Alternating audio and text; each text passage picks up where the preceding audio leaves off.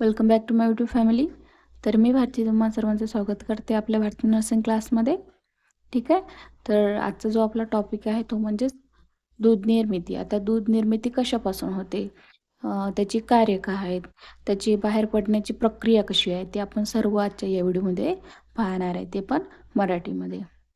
जर तुम्ही आतापर्यंत आपल्या भारती नर्सिंग क्लास यूट्यूब चॅनलला सबस्क्राईब केले नसेल तर लगेच करून घ्या आणि सोबतच बेल आयकन घंटीलासुद्धा प्रेस करा.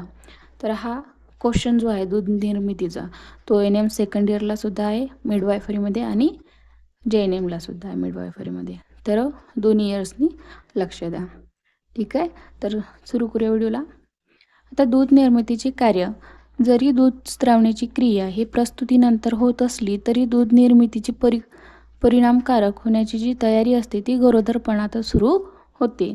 आता यावर इंड्रोकाईम म्हणजेच नलिका विरहित ग्रंथीचे नियंत्रण असते. आता याच्यावर कशाचे नियंत्रण असते तर इंड्रोक्राईन नलिकाची विरहित ग्रंथीचे नियंत्रण असते. दूध निर्मितीची जी प्रक्रिया आहे क्रिया 4 भागात विभागली आहे. आता दूध निर्मितीची जी क्रिया आहे ती 4 भागामध्ये विभागली गेली आहे. तर पहिली जी क्रिया आहे ती म्हणजे मॅमोजेनेसिस. यामध्ये स्नानाची तयारी होते. आता जे मॅमोजेनेसिस आहे त्याच्यामध्ये काय होते तर स्तनातील दूध यामध्ये स्तनाची तयारी होत असते. म्हणजे दूध निर्माण करण्याची स्तनामध्ये तयारी होत असते. नंतर गरोदरपणातील स्तनातील दूध वाहिन्या म्हणजेच लॅक्टोजेनेसिस आणि ल्युब्लो ॲव्हिओलर तयार होऊन स्त्राव लागतात. नंतर गरोदरपणामध्ये काय होते तर ल्युब्ली ॲव्हिओलर ही जी तयार होऊन याच्यामध्ये स्त्राव लागतात.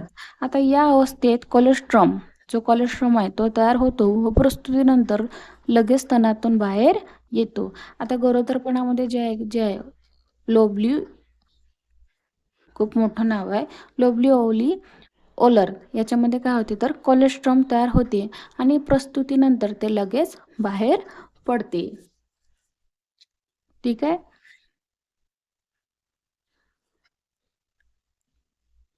नंतर दूध निर्मिती मात्र प्रत्यक्षपणे प्रस्तुतीनंतर तिसऱ्या किंवा चौथ्या दिवशी सुरू होते.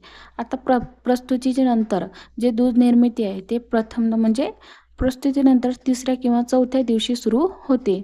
आता त्यावेळेस स्तन दुधाने भरल्यामुळे मोठे होतात. आता त्यावेळेस काय होते स्तनामध्ये दूध असल्यामुळे ते मोठे होतात.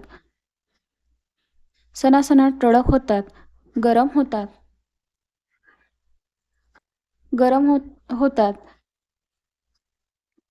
गरोदरपणामध्ये स्तनातील प्रोलॅक्टिनची पातळी वाढलेली असते. आता गरोदरपणामध्ये काय होते प्रोलॅक्टिनची पातळी वाढलेली असते.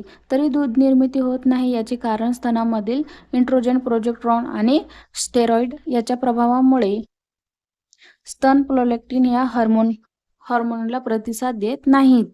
प्रस्तुतीनंतर इन्ट्रोजन, प्रोजेस्टेरॉनची रक्तातील पातळी एकदमच कमी झाल्याने प्रोलॅक्टिनचे कार्य सुरू होते व आधीच तयार झालेल्या स्तनाग्रंथीतून दूध स्त्रावण्याचे जे कार्य आहे ते सुरू होते. आता उदाहरणार्थ साध्या सोप्या भाषेत सांगायचे तर सहाय्यक म्हणून ग्रोथ हार्मोन आणि थायरोक्सिन, ग्लुकोकाइड ॲसिड आणि इन्सुलिन या सर्वांमुळे दुधाची निर्मिती होते. थायरोक्साइड, ग्लुकोकाइड ॲसिड आणि इन्सुलिन या सर्वांमुळे आणि हार्मोनल्स या सर्वांमुळे काय होते तर दुधाची निर्मिती होत असते. नंतर आहे दूध बाहेर पडण्याची क्रिया. आता दूध बाहेर पडण्याची क्रिया कशी आहे ते आपण पाहूया खालीप्रमाणे. स्तनामधील ऑलिओलाई यांच्या आकुंचन कार्यामुळे, आता स्तनामधील जे ॲव्हिओलाई असतात त्यांच्या आकुंचनामुळे, त्या आकुंचनाच्या कार्यामुळे दूध हे दुर्गंधवाहक नलिकामधून जोरात ढळकले जाते म्हणजे जोरात बाहेर येते. नंतर बाळाच्या चोखण्याच्या क्रियेमुळे, आता जसे बाळ त्याच्या तोंडामध्ये घेऊन ते चोखतो तसे स्तनातून बाहेर पडण्यास उत्तेजित मिळते. तसे स्तनातून त्याला बाहेर पडण्याची उत्तेजना मिळते. पोस्टीरियर पिट्युटरी ग्लँडकडून ऑक्सिटोसिन आणि स्त्रावले गेल्यामुळे त्याचेही परिणाम स्तनातील ओलाय आणि दुधाने भरलेल्या दूधवाहक नलिकावर होऊन या सर्वांचा प्रभाव कुठे होते? दूधवाहक नलिकावर होऊन तो दूध बाहेर पडते. ठीक आहे, आपण तुमच्या लक्षात आला असेल. तर दूध कशा बाहेर पडण्याची क्रिया काय? तर स्तनामधील जी ॲल्व्हिओलाय नलिका असते त्याच्या आकुंचनामुळे काय होते? तर दूधवाहक नलिकामधून जोरात बाहेर ढकलले जाते. आता जसे जसे बाळ चोखत असते तशा तशा त्या क्रियेमुळे स्तनाला दाब पडून ते बाहेर पडण्यास उत्तेजित होते किंवा त्याला चालना मिळते. नंतर आहे दूध निर्मिती चालू ठेवणे.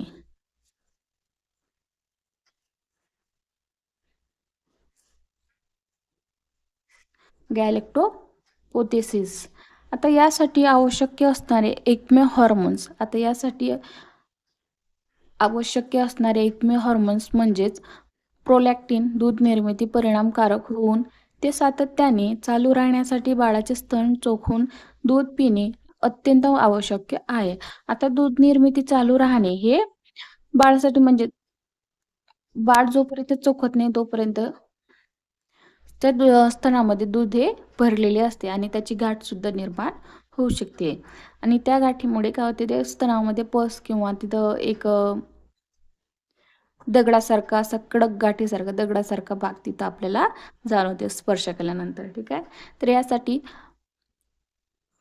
बाळाचे स्तन चोखून दूध पिणे अत्यंत आवश्यक आहे. तर यामुळे काय होते? फक्त स्तनातील दूधच बाहेर येत नाही म्हणून असे नाही, तर यामुळे प्रोलॅक्टिनची निर्मिती होते. आता दुधाची निर्मिती आणि दूध स्त्रावण्याची क्रिया सतत होत असते, परंतु भावनिक गोंधळामुळे किंवा स्तनामध्ये द्रव साठून वाढल्यामुळे दूध निर्मितीच्या गतीवर परिणाम होतो.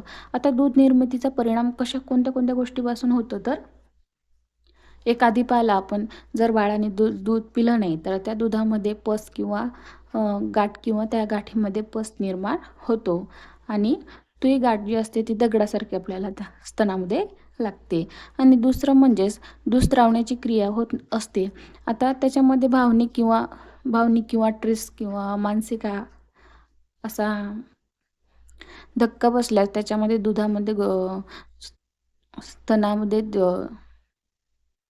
दुधाच्या क्रियेमध्ये बदल घडून आलेला दिसून येतो. आता कशा? तर दूध ही एक अत्यंत कमी होऊ शकते किंवा दूध येतही नाही. खूप त्याची दुधाची जी गती आहे ती थोड्या थोड्या वेळाने कमी होत जाते. याच कारणामुळे काय होते? तर वेळोवेळी बाळाला स्तनपान करणे अत्यंत महत्त्वाचे ठरते. गरोदरपणात स्तनामध्ये कोलेस्ट्रॉल नावाचा चिकट द्रव आणि तयार होतो. आता गरोदरपणाची जी प्रक्रिया आहे तर त्या प्रक्रियेमध्ये स्तनामध्ये एक वेगळंच चिकट द्रव्य तयार होतं. आता त्यालाच काय म्हणतात? तर कोलेस्ट्रॉल. आता हा कोलेस्ट्रॉल नावाचा एक दाट आणि चिकट द्रव्य पिवळसर रंगाचा असून त्याला कोलेस्ट्रॉल असे म्हणतात. आता प्रस्तुतीनंतर पहिल्या 2 दिवसात याचं कोलेस्ट्रॉलचे प्रमाण वाढते. आता ज्यावेळेस प्रस्तुती होते तर त्या प्रस्तुतीनंतर एकदम बाईला अंगावरून दूध येत नाही, तर सर्वात प्रथम 1 ते 2 दिवस कोलेस्ट्रॉलचे प्रमाण येते. आता हे कोलेस्ट्रॉलचे प्रमाण कसे असते? दाट असते, चिकट असते आणि पिवळसर रंगाचे थोडे थोडे असते. ठीक आहे. नंतर प्रस्तुतीनंतर दुधाची निर्मिती म्हणजेच 2 ते 3 दिवसानंतर 60 गुणिले प्रस्तुतीचे दिवस. उदाहरणार्थ 6व्या दिवशीचे निर्मितीचे प्रमाण किती असेल? तर 6व्या दिवशीचे निर्मितीचे प्रमाण 24 तासातील दुधाची पातळी 60 गुणिले 6 असेल. तर दुसऱ्या आठवड्यात शेवटी प्रत्येक पाजण्याच्या वेळेस किती असते? तर 120 ते 180 इतकी मिली ते वाढलेली असते. आता नंतर आहे आईच्या दुधाचे प्रकार. ठीक आहे, तर हे तुम्हाला समजले असेल दुधाची निर्मिती चालू ठेवणे कशी. तर याच्यामध्ये साधारणतः सोप्या भाषेत सांगायचे तर बाळाने स्तनपान करणे अत्यंत महत्त्वाचे आहे. जर बाळाने चोखून दूध पिले नाही तर त्याच्यामध्ये काय होऊ शकतं, दूध पिलेच नाही तर त्याच्यामध्ये गाठ होऊ शकते आणि त्या गाठीमध्ये पस निर्माण होतो. तर पस निर्माण झाल्यानंतर अत्यंत खूप वेदनादायक प्रक्रिया म्हणजे त्याच्या पुढची जी आहे त्याच्यामुळे चोखून चोखून दूध पिणे अत्यंत महत्त्वाचे आहे. त्यासाठीच बाळाला वेळोवेळी 2-2 तासांनी 3-3 मिनिटे दूध पाजणे गरजेचे आहे.